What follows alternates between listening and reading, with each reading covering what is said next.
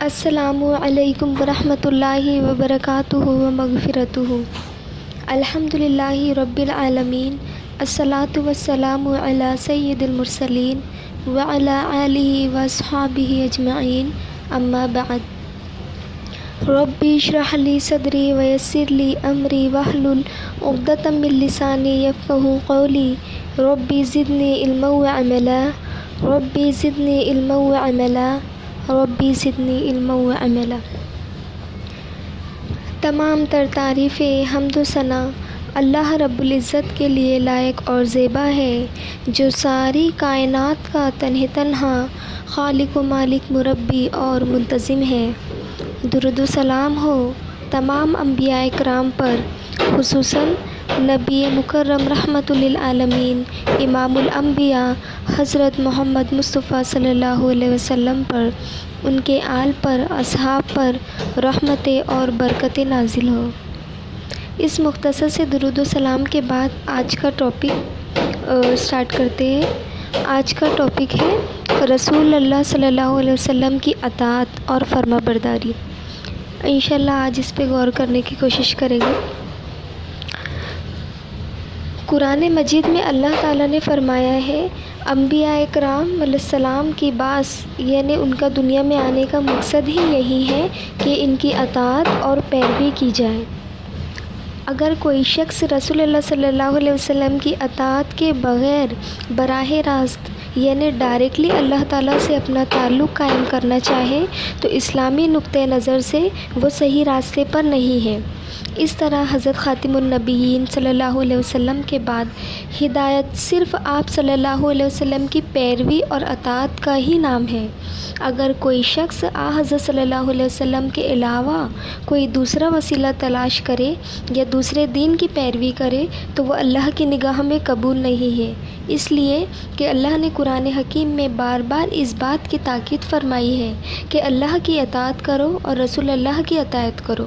یعنی جہاں اللہ رب العزت نے اپنا ذکر کیا کہ میری اطاعت کرو یعنی میرا کہنا مانو، تو وہی اللہ تعالیٰ نے آپ صلی اللہ علیہ وسلم کو بھی خود کے بعد جوڑا ہے کہ میری اطاعت کرو اور پھر آپ صلی اللہ علیہ وسلم کی بھی اطاعت کرو۔ یعنی اللہ کی اطاعت قابل قبول ہو ہی نہیں سکتی اگر اس کے محبوب بندے اور نبی حضرت محمد صلی اللہ علیہ وسلم کی اطاعت نہ کی جائے تو۔ یہ بات ویسے بھی عقل کے مطابق ہے کہ اسلامی شریعت انسانوں تک رسول اللہ صلی اللہ علیہ وسلم کے وسیلے سے ہی پہنچی ہے اور قرآن حکیم اللہ تعالیٰ کا کلام ہے۔ یہ بات بھی آپ صلی اللہ علیہ وسلم نے ہی ہمیں بتائی ہے۔ اگر آپ صلی اللہ علیہ وسلم تشریف نہ لاتے تو ہمیں نہ اللہ کی وحدانیت کا علم ہوتا، نہ اس کے احکام یعنی اس کے میسیجز کی خبر ہوتی۔ اس کے علاوہ اللہ کے رسول کی حیثیت صرف ایک میسنجر کی نہیں ہے، بلکہ حضرت محمد صلی اللہ علیہ وسلم انسانوں کے ہادی اور رہبر تھے، اور آپ کے ہر قول اور ہر فعل کا اتباع در حقیقت اللہ کے حکم کا اتباع ہے۔ چنانچہ ایک مقام پر اللہ تعالیٰ نے فرمایا قرآن میں کہ رسول اللہ صلی اللہ علیہ وسلم جو ہدایت تمہیں دے قبول کرو، ان پر عمل کرو، اور جن باتوں سے منع کرے ان سے رک جاؤ۔ یہ سورہ الحشر کی آیت کا ترجمہ تھا، آیت نمبر 7 کا۔ سورہ نجم میں اللہ تعالیٰ نے رسول اللہ صلی اللہ علیہ وسلم کے بارے میں فرمایا، وہ اپنی مرضی سے کوئی بات نہیں کہتے بلکہ صرف وہی کہتے ہیں جو اللہ تعالیٰ وحی کے ذریعے ان سے فرماتا ہے۔ یہ بھی سورہ النجم کی 3 اور 4 آیت کا ترجمہ تھا۔ اس کا مطلب یہ ہے کہ قول رسول اللہ صلی اللہ علیہ وسلم در حقیقت یعنی آپ صلی اللہ علیہ وسلم جو بھی کہتے تھے وہ کس کا فرمان ہوتا تھا؟ اللہ کا فرمان ہوتا تھا، اور رسول کا حکم اللہ کا حکم ہے، اس لیے آپ صلی اللہ علیہ وسلم کی اطاعت مسلمان پر فرض ہے۔ اس بات کو ایک مقام پر اللہ تعالیٰ نے نہایت واضح الفاظ میں یوں فرمایا کہ جس نے رسول کی اطاعت کی تو اس نے اللہ کی اطاعت کی۔ اس کا مطلب کیا؟ اس کا مطلب یہ کہ رسول کی اطاعت اللہ کی اطاعت ہے اور رسول کی نافرمانی اللہ کی نافرمانی ہے۔ چنانچہ فرمایا، اور جس نے اللہ اور اس کے رسول کی نافرمانی کی تو وہ یقینی گمراہی کا مرتکب ہے۔ یہ بھی سورہ الاحزاب کا 36 کا ترجمہ تھا۔ اگر کوئی شخص اللہ کے رسول کی ہمیں کیا سمجھ میں آیا اب تک کہ اگر کوئی شخص اللہ کے رسول کی نافرمانی کرتا ہے تو وہ کس کی نافرمانی کرتا ہے؟ انڈائریکٹلی اللہ کی نافرمانی کرتا ہے اور اللہ کی نافرمانی کا مجرم ہوتا ہے۔ اس لیے کیونکہ رسول اللہ صلی اللہ علیہ وسلم کی اطاعت اللہ کی اطاعت ہی کے حکم سے کی جا رہی ہے۔ اس سلسلے میں ہمارے آگے ابلیس کی مثال موجود ہے۔ اسے اللہ تعالیٰ نے آدم علیہ السلام کو سجدہ کرنے کا حکم دیا تھا، تو اس نے یہ کہہ کر انکار کر دیا تھا کہ میں آگ سے پیدا کیا گیا ہوں اور آدم علیہ السلام جو ہے وہ مٹی سے پیدا کیے گئے ہیں، اس لیے مجھے آدم پر ترجیح حاصل ہے، یعنی مجھے برتری حاصل ہے آدم علیہ السلام سے زیادہ ان کو، کیونکہ وہ آگ سے پیدا کیے گئے اور آدم علیہ السلام مٹی سے پیدا کیے گئے ہیں۔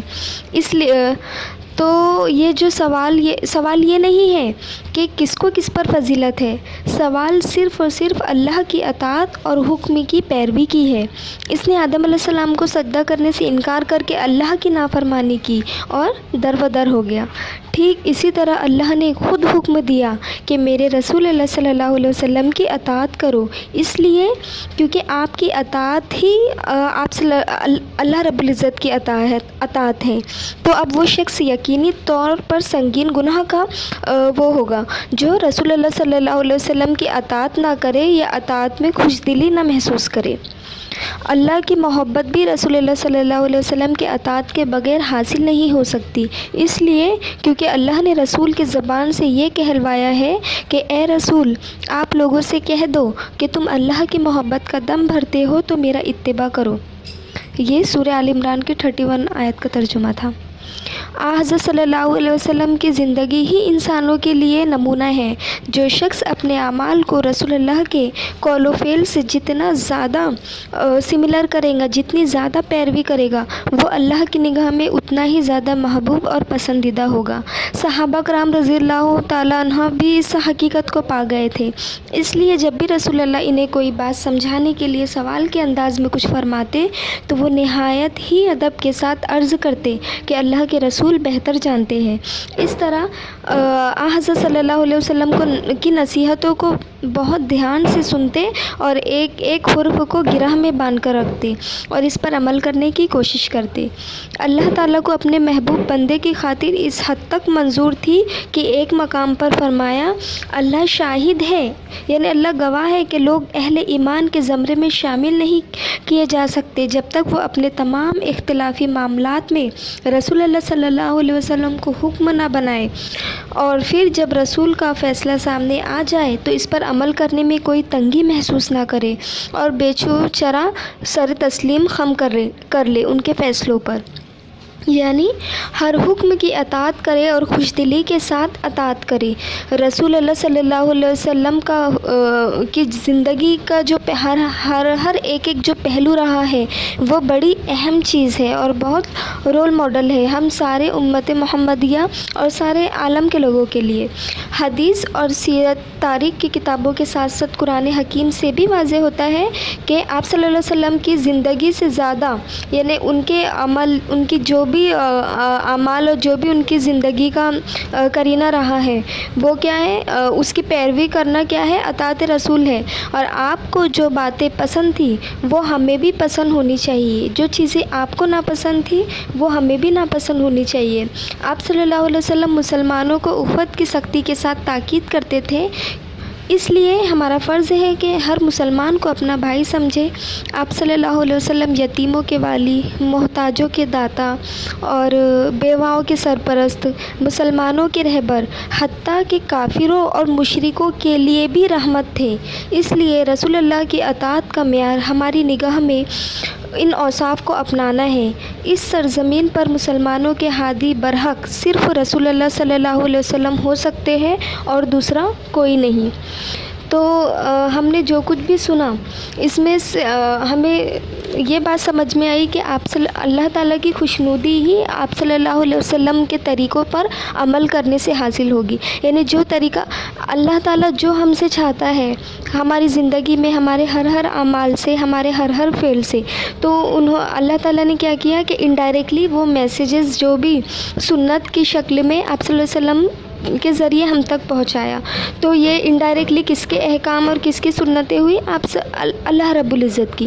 تو اگر ہم اللہ کی خوشنودی حاصل کرنا چاہتے ہیں تو سب سے پہلے ہمیں کس کی پیروی کرنا ہوگا؟ آپ صلی اللہ علیہ وسلم کی پیروی کرنا ہوگا، تبھی ہم جو ہے تو اللہ تعالیٰ کی خوشنودی حاصل کر سکتے ہیں۔ آخر میں اللہ تعالیٰ سے دعا ہے کہ وہ ہمیں شرک و منافقت سے بچائے، ہمارے ہر عمل کو اپنے محبوب حضرت محمد مصطفیٰ صلی اللہ علیہ وسلم کے عمل کی پیروی کرنے کی توفیق عطا فرمائے اور اپنے چاہت کے مطابق ڈھال لے اور اپنی رضا کے لیے محفوظ کر لے۔ جو بھی ہم نے سنا اس میں غور و فکر کرنے کی توفیق عطا فرمائے اور دوسروں تک پہنچانے کا ذریعہ بنائے۔ جب تک زندہ رکھے ایمان و اخلاص کے ساتھ زندہ رکھے، اور جب ہمارا خاتمہ ہو ایمان و اخلاص پر ہو، اور آپ صلی اللہ علیہ وسلم سے ویسی ہی محبت کرنے کی توفیق عطا فرمائے جیسا کہ ان کا حق ہے۔ وما توفیقی الا باللہ۔ السلام علیکم رحمۃ اللہ وبرکاتہ و مغفرتہ۔